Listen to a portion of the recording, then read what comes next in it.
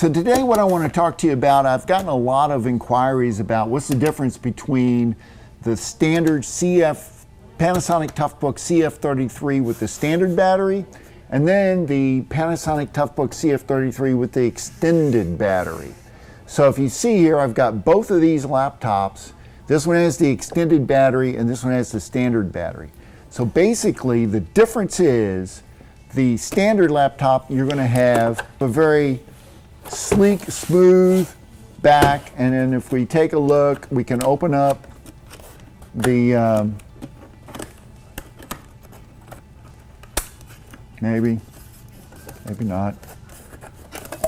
We can open up here and you can see how the batteries are in here. They're flush with the interior of the laptop and they're thin. So that is the standard battery.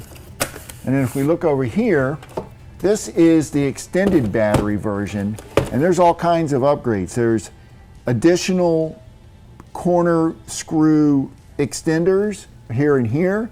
There is a back bumper that's added here, and then there's a special extended out cover that goes here, and you can see it's a little thicker, it's not flat. And if you take a look at the batteries are bumped out. So these are much larger batteries, giving you more battery life.